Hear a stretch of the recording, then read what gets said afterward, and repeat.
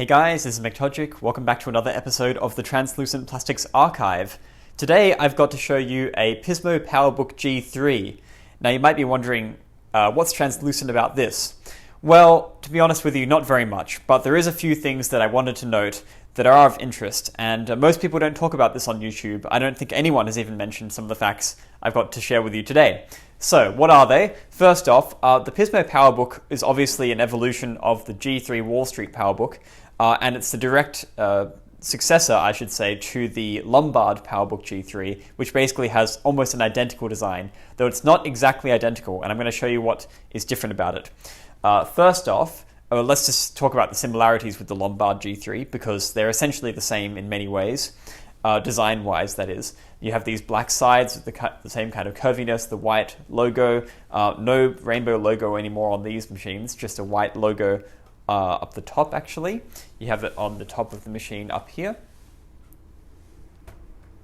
And then it's called PowerBook. Now, on a Lombard, you wouldn't have PowerBook there. You would actually have Macintosh PowerBook G3, which was the last laptop to use that word Macintosh in the title. This is just called PowerBook. I think it looks cleaner, it looks more elegant.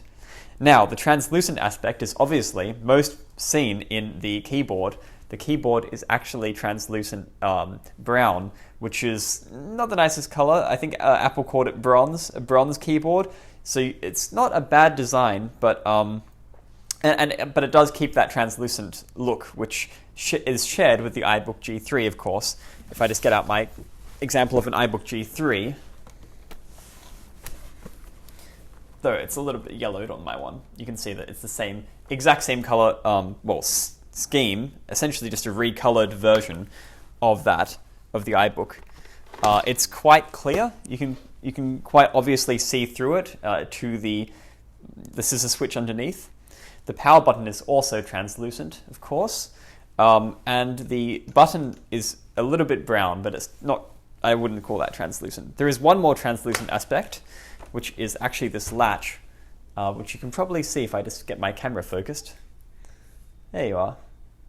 You can see that latch there is also just a little bit of translucent plastic. So not very much, in fact.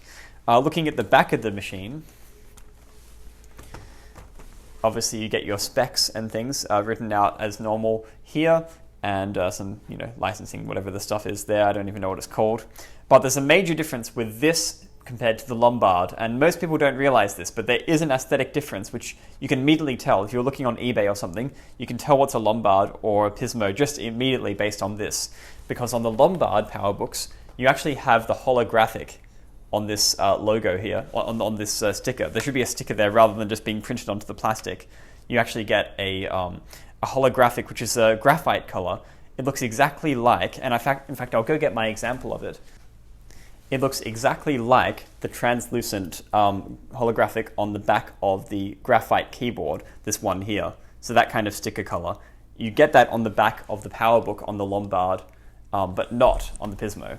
And you might be wondering why or who cares about that, but it actually does mean something quite significant here in Apple's design philosophy.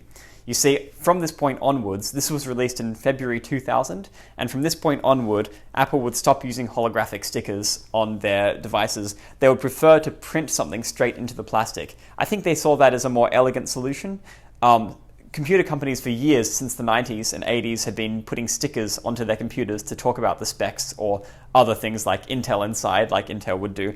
But Apple probably found that a little bit cliched and a bit kitschy, and I think it's a bit nicer for design-wise to have the text printed straight onto the plastic rather than putting a sticker on. Or if it's going to be a sticker, at least make it a nice sticker. That's why they used the holographic one on the Lombard G3. But on the Pismo, they got rid of it. And the reason they did that is because they were subtly changing their design philosophies at this time. The Lombard, interestingly enough, was released before the G4 Power Mac Graphite, the original Power Mac G4, and before the iMac in Graphite. So in fact, that holographic that you got on the Lombard G3 was in fact the first of that graphite color scheme that was even seen to the public, though I'm sure the public wasn't discerning that much to see what that might mean.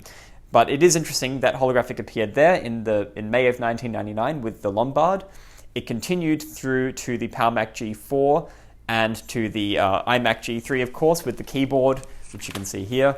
So it continued to that keyboard there. And then it finally was discontinued when Apple introduced its Pismo and the other products of 2000, including the new revisions of iMac slot loads, such as Ruby, Graphite, and of course the revised G4 gigabit Ethernet model, which also, if you look on the back, does not have this sticker. In fact, it just has a metal plate with the text printed on like that. So that does show you that they were looking for a more clean aesthetic, I suppose, less of that colorful and exciting. I think the holographics is a kind of a shame, though, because I think it was really nice. It was a really cool thing to have, but perhaps it didn't really look quite right on such a pro-level machine like this G3 Pismo. So perhaps that's why they got rid of it. They kept most of the other things. In fact, the drives are compatible with the Lombard. You can get 2 drive bays here. If you haven't seen these, I encourage you to go watch some other videos. This is not really a video to demonstrate what this machine is capable of, but you do have these side bays here which show you the DVD drive on that side, and on this side, the battery.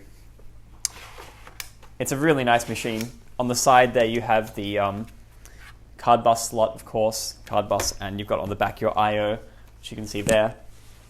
If I focus a little bit better. Of course, on the Lombard you don't have FireWire. You have a SCSI port instead, but mostly everything else is the same.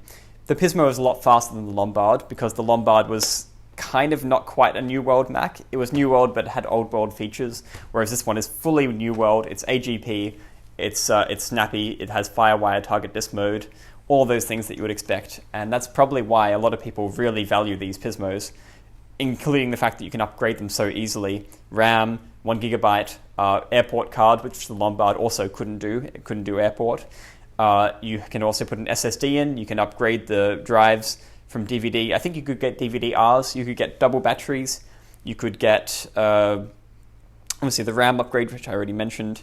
And the display panel is quite nice as well at 1024 by 768, 14-inch. Not bad at all. And the weight is also quite good. So that's another episode of the Translucent Plastics Archive. I hope you found this interesting. I'm Mectojic, and go watch more of my videos.